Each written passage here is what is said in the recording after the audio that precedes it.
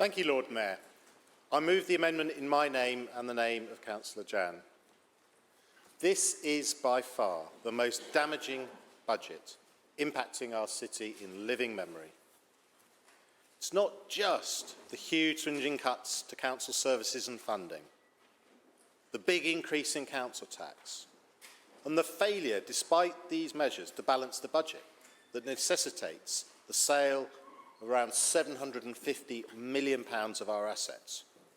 No, hard though it is to imagine, it's much worse than that. Because the sale of those assets means less income for the council towards future service delivery. And by cutting preventative work, we will dramatically increase the future costs of child and adult social care, damaging lives and burdening future city council budgets with higher costs. So it's pain today, another horrendous budget to complete the cuts next year, and then greater pain stretching into the future. So quite rightly, our residents want to know who is to blame. So far we've heard from the leader. I welcome his apology, but then he goes on to talk at great length about the national situation. Now there certainly is a national problem caused by cuts in government funding. And let's look briefly at why this happens.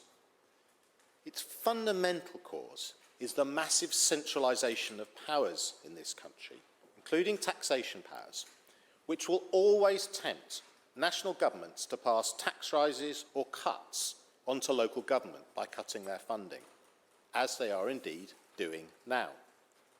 The long-term answer to this is not to ask national government for some more money. Even if they were to say yes, that would just be a short-term solution. The real answer is to decentralise their taxation powers to something more like you see in pretty well every advanced economy around the world. Did Labour do this when they were last in power? No. So it's hard to have that much sympathy with them now. And the national funding situation is hardly a surprise. Yet while complaining about it, this Labour administration has done nothing to prepare for it. It's as if you knew you had a pay cut coming and yet you carried on partying until all the money ran dry.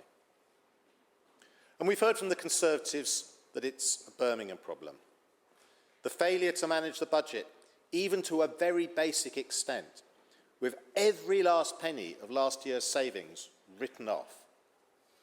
The Oracle IT disaster, and equal pay. And I remember last autumn standing up here saying unless we acted now to stop the bleed, we would be losing £300 a minute. And as Councillor Alders has pointed out, that's exactly what has happened.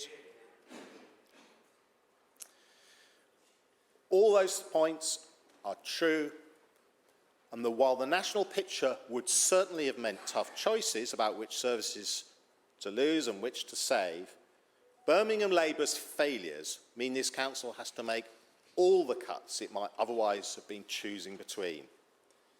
And it must increase council tax by an extraordinary 21% by next April, and then it must sell off £750 million of assets.